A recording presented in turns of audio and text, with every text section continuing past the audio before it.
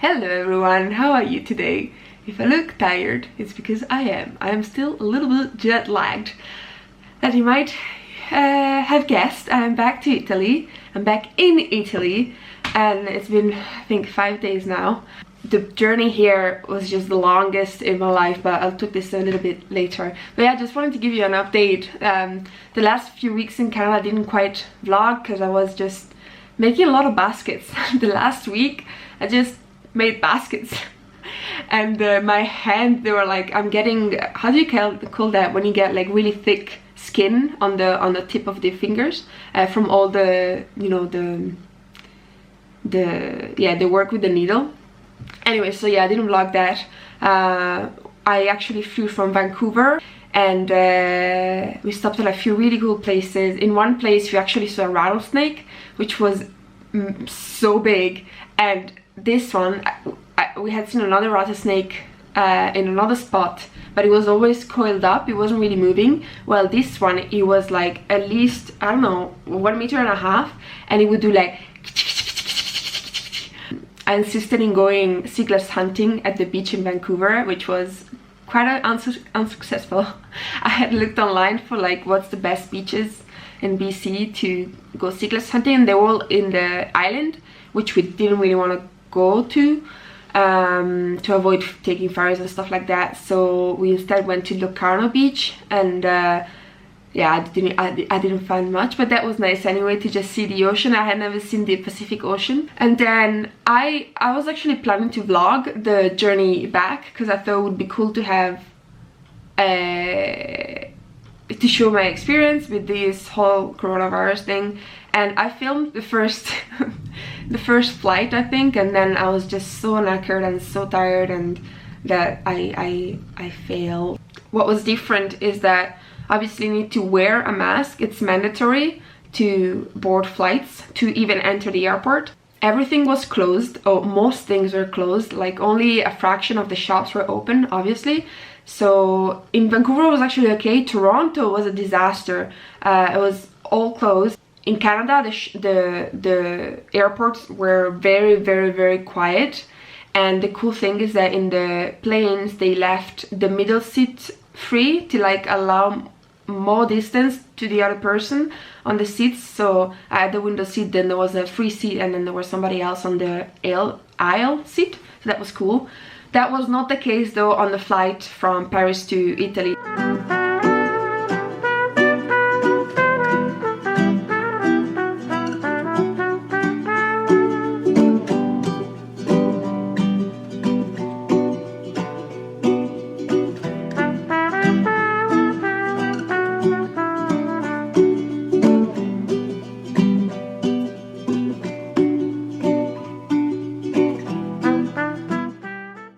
That's for the travel, and now I'm doing my 2 weeks quarantine, and they're calling me, the health system here is calling me every day to check on my temperature and to check on my symptoms, which at first I was like, oh my god, they gotta call me every day, and now I'm like, it's kind of sweet that somebody cares. I mean, they don't care about you personally, they don't know you, but it feels like I'm being taken care of, which is nice. Sintomi di qualche genere, febbre, raffreddore, No. gola No. oggi? Bene, nessun sintomo, niente da segnalare. No, niente. Benissimo, a posto così, buona giornata. A te, buona giornata. And I want to do a test. I need to do 2 tests, one at the start of the quarantine and one at the end of your quarantine. I went and it came out negative, which was nice. It was very unpleasant. They really stick the swab like really up your nose and really up your throat, and I thought I would puke, but it was fast and quick, so that's good.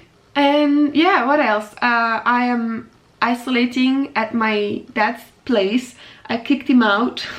No, he voluntarily said that he would leave me the place, but it's a really cool little house that he bought last year, and he's like renovating it, and it's in a really tiny village in the mountain. It's not really that high up, but outside you can only see mountains, and there are only like 20 houses or 25 houses, and only a few residents, because most people just come for the holidays in summer. So yeah, I can't wait to finish this quarantine. Actually, it's not that I can't wait, I'm quite enjoying it, but I'm looking forward to explore the surroundings when the quarantine is finished, because around here it's beautiful. And actually it's really funny because 2 years ago, before my dad had bought this place, I overnight parked with Pam the van just in front of here. I'm gonna show you the parking. And by chance, because I didn't know this place, I had just driven up the road and I found this little parking, and I was tired and I had parked there.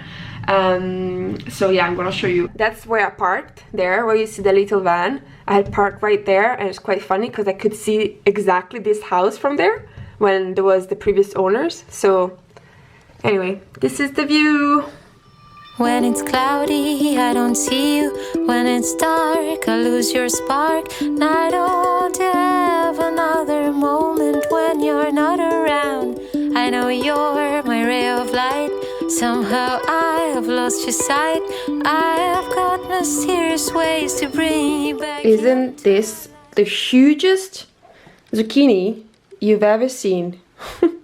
My dad always seems to have some kind of garden, although he hates gardening, so these gardens are always neglected. Tomorrow I think I'm gonna give them some love if it doesn't rain, because today it's raining big time. So my second last video that I made, it was the basket making video, and in the last week it kind of exploded. And I just wanted to say hello to all the new people on this channel, and also say thank you for all the nice comments that you posted. It just made my day to see how many people remembered doing pine needle baskets for maybe their grandma or at school, and they had forgotten about it and now they're gonna pick it up again, or people that didn't know about it and now they're gonna try and see if they can make one and kind of use their hands. And yeah, it's really cool. And obviously I want to make it clear, this was not my idea. Like, this is something that's been around for hundreds of years, and different cultures have different ways of waving with different materials, and Native Americans have been known to use this technique for hundreds of years, and there's absolutely stunning baskets. Since that video has been going well, I've received a lot of orders, and that's what I've been doing for the past week, and that's what I'm gonna be doing for the next week. This is my current studio, and here I have all of your orders and a few more to pack. And this is my little packing station, and this morning I need to finish doing those envelopes. I do everything by hand, also the packaging. And if you don't know, I have another channel that I will link here and on the description box, where I show how I do my packaging, and also it's a channel all about jewelry making and selling online. So if you're interested, you can check that. And after I'm finished packing all the jewelry, I need to get a start on the baskets, because those are all the baskets that I need to do in the next 6 weeks. And I brought back some needles from Canada, and they still smell so good. And that's a little random feather. I think it's a killdeer feather, but I'm not sure. Yeah, I had found this in next to the lake in BC, and it's just so soft and so beautiful. Hello everyone, it's actually the day after, day 6 of the quarantine, and yesterday I totally got sidetracked packing stuff, and then my dad came to pick up my bags, and I sent him to the post office with like 35 packages. And yesterday I also started doing making a dent on, well, not really making a dent, it's just the first one, but for the baskets that I need to make. And this is a small one, focus. This is a little small one made with like lilac thread, and this one is going to Val, and it's the first one that I need to do. So today I think I'm gonna finish this, but beforehand I thought I would spend some time outside, because like I haven't been outside at all in 6 days because it's been raining, and before it was too hot to stay outside. So I thought I would do a little bit of work in the really tiny garden, just to straighten up the tomatoes, because they're all like this on the floor.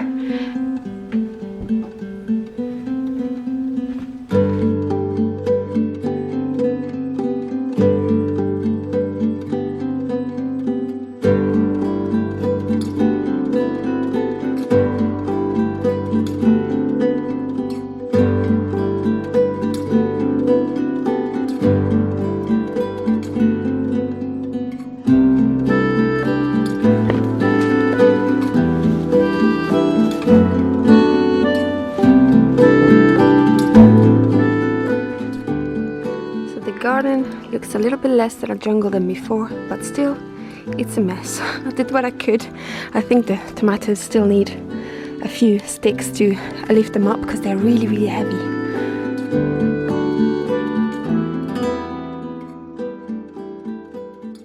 I also took some beautiful mint, and I think I'm gonna dry this, and if I'm still here by the time it's dried, then I can make a little bit of tea with it.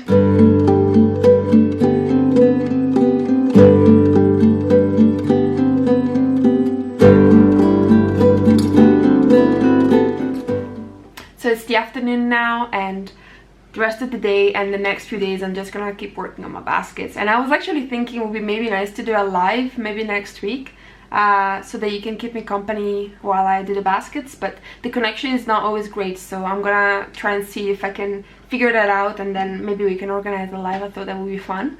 And I just wanted to share one little tip with you.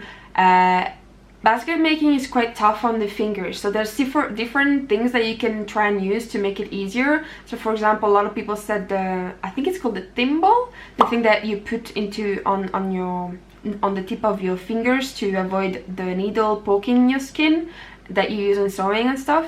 I find it very uncomfortable. I never like those, and what I found that works for me is this alligator tape. So this is something that jewelry makers use to avoid filing your hands, or like, yeah, it's mainly for filing. When you're filing or sanding, you want to have something protecting your fingers, and this is super tough, and all you do is that you wrap it around your fingers, and this has helped a lot with poking and bruising of the top of the fingers, because after I do one basket then it really hurts and I have to stop for like a few days, while with this it makes it better. You just wrap the fingers that you use most. I still need to do this one, and it provides some protection, and I find it really useful. So it's quite cheap. I think it's less than $10, and there's quite a bit in it, so I'll leave the link on where I found it if you want to get some. And